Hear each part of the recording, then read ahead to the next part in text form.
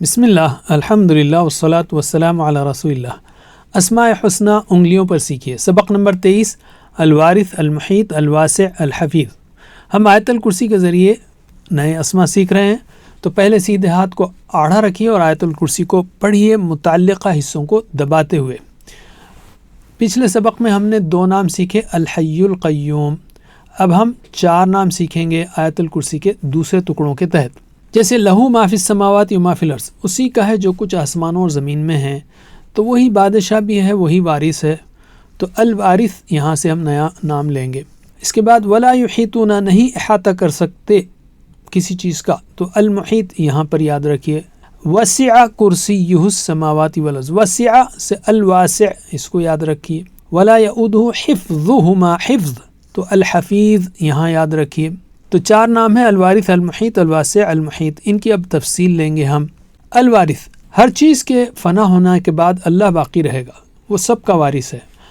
آخر میں ہر چیز کا حقیقی مالک اللہ ہی رہے گا، کیونکہ اس کو کبھی موت نہیں آئے گی۔ عملی پہلو، مال و دولت، عہدہ و منصب یا چیزوں کو ہمیشہ رہنے والا سمجھ کر ان سے دل نہ لگائیں، بلکہ انہیں امانت سمجھ کر استعمال کریں۔ سب کچھ اللہ ہی کی طرف لوٹنے والا ہے، اس لیے اپنا مال باقی رہنے والے نیک کاموں میں خرچ کریں۔ المحیط، ہر چیز کو گھیر لینے والا۔ وکان اللہ بکل شیء محیطا، اور اللہ ہر چیز کو گھیرنے والا ہے۔ اللہ اپنے علم، قدرت، اختیار، رحمت اور حساب کے اعتبار سے ہر چیز کو پوری طرح گھیرے ہوئے ہے، اور کوئی چیز اسے چھپی ہوئی نہیں، نہ اس کے کنٹرول سے باہر ہے۔ اس کا ہر چیز کو گھیرے رکھنا ہر اعتبار سے کامل ہے، کوئی خیال، عمل یا نیت اس کے علم سے باہر نہیں ہے۔ عملی پہلو، تنہائی میں یا چھپ کر گناہ کرنا چھوڑ دیں، اس احساس کے ساتھ زندگی گزاریں کہ اللہ سب کچھ جانتا ہے۔ مشکل حالات میں اللہ کی طرف رجوع کریں، کیونکہ وہی ہر مشکل سے نکلنے کے راستے کو جانتا ہے۔ الواسع، خوب وسعت والا۔ ان اللہ واسع علیم، بے شک اللہ خوب وسعت والا، خوب جاننے والا ہے۔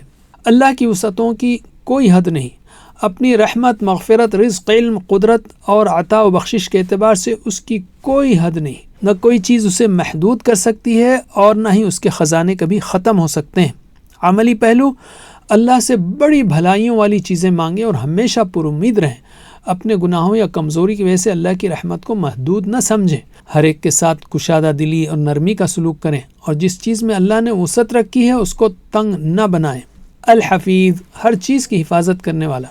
اللہ تعالیٰ ہر چیز کی پوری حفاظت کرتا ہے، وہ ہر مخلوق، تمام اعمال، ساری باتیں، سب نیتیں اور ہر انجام کو بغیر تھکے محفوظ رکھتا ہے۔